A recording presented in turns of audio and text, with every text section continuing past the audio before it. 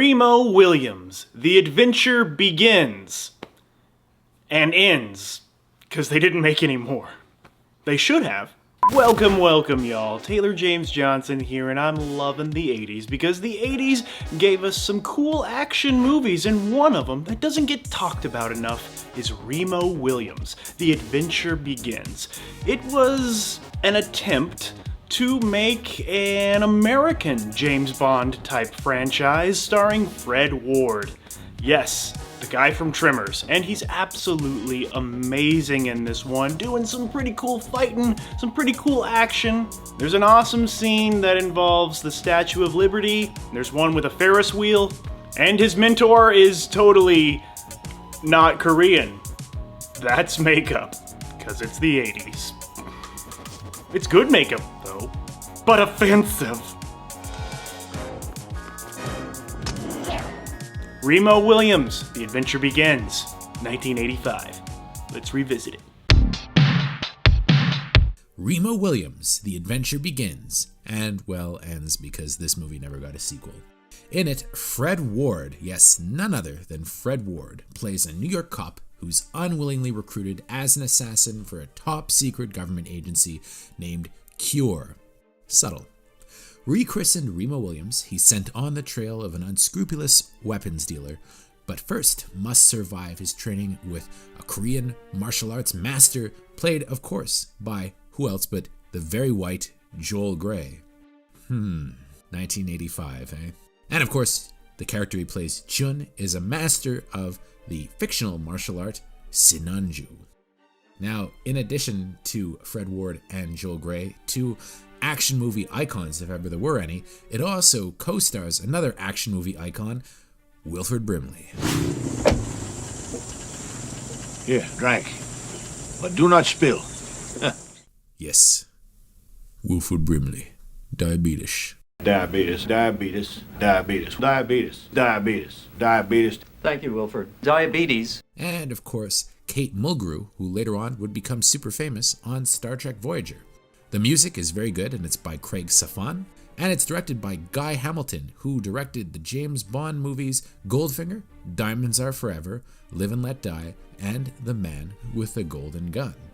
The adventure begins and ends with this, the lone big screen adventure of Remo Williams, the veteran of well over 100 pulp novels that were published as the Destroyer series, all of which were written by Warren Murphy and Richard Sapir.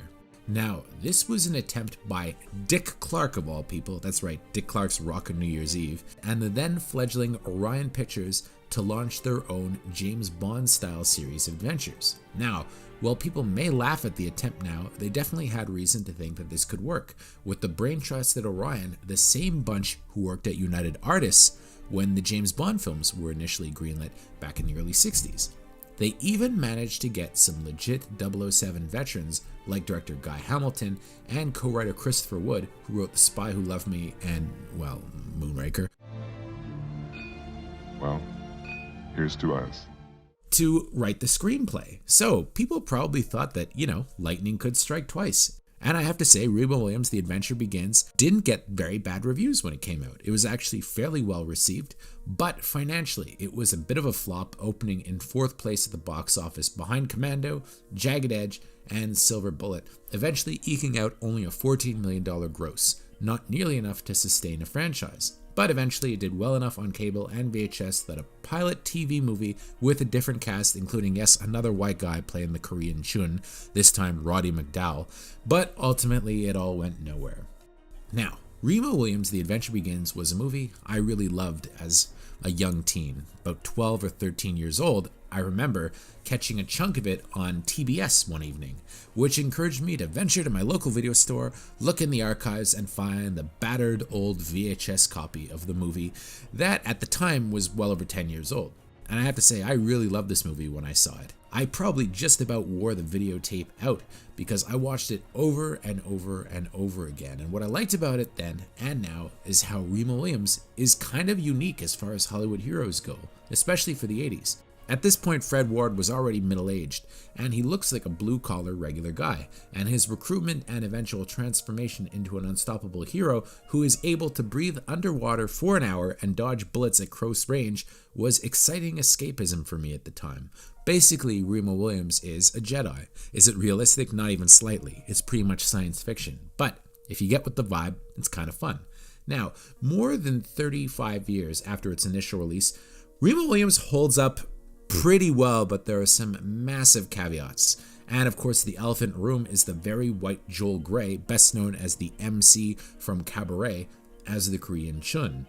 Now, people were actually not upset about this casting back then.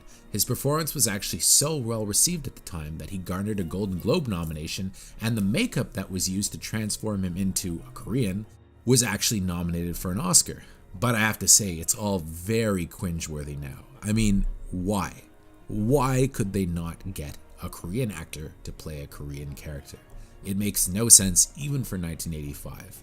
His chemistry, however, with Fred Ward is pretty good, and their banter is fun, and I always enjoyed Chun's love of American soap operas. No. I was going to be an all-American. But I have to say, it's still a racist depiction, right down to him pronouncing his R's as L's and so on. That is its sole secret, its only strength. You are here to conquer your childish fear of heights. They maybe meant well, but it comes off as kinda nasty, even though he's ostensibly a heroic character. It's like something out of the old Charlie Chan Fu Manchu era, and probably seemed very dated in 1985. But then again, 2 years later, they did a TV series, and again, Chun was played by a white guy. If you can ignore this, and it's a big if, I must admit, Remo Williams' The Adventure Begins still has a lot to offer, such as some really great stunt work and a few really cool action set pieces, plus that amazing score by Craig Safan, which ranks as one of the best action scores of the 80s.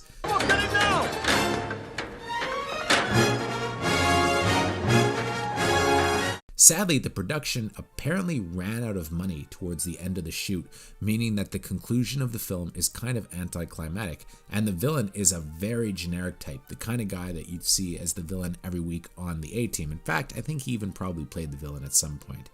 But there are some really amazing scenes in this movie, especially the scene that's set at the Statue of Liberty. Now, around the time this movie was shot, the Statue of Liberty was actually undergoing construction, meaning it had some giant scaffolding surrounding it, and the production was able to use all this to brilliant effect in a show-stopping scene where Remo has to dodge assassins, one of whom is John Polito from all the Coen Brothers movies, while being chased all over.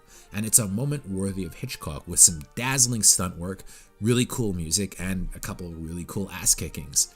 Nothing in the movie, however, is quite able to match up to it, although I did like the part where he beats up the villain with diamonds on his teeth and uses them to cut glass. I mean, that's kind of cool.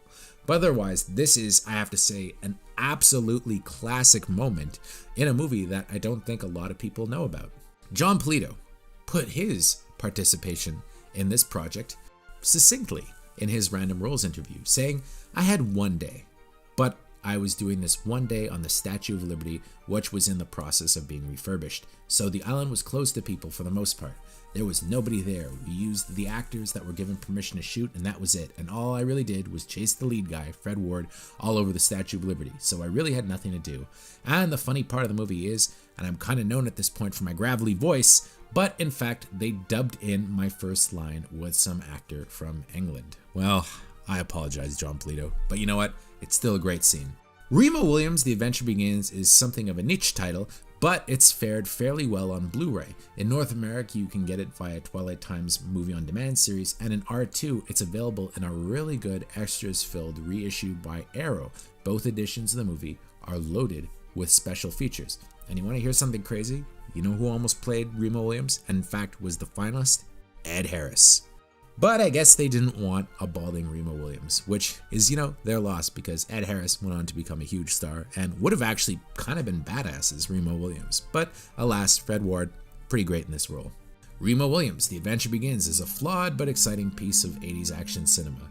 Ward is truly unique in the lead, and the movie is fast-paced and fun, although as I said, the casting of Chun is problematic. And I know that some of you get annoyed when you say that things that were done at a certain time are problematic, but it can't be denied. It is problematic. It should have been an Asian actor. It was wrong then, and it's wrong now. But I have to say, if you can watch this movie in the right context, you're going to have a lot of fun with it. And unapologetically, I still kind of love Remo Williams. The adventure begins, and you know what? I kind of wish the adventure had continued. There's been some talk of rebooting the series, and I think there's a whole bunch of actors that could potentially play Remo Williams, but we'll see. Until next time, for JoeBlow.com, I'm Chris Bumbray.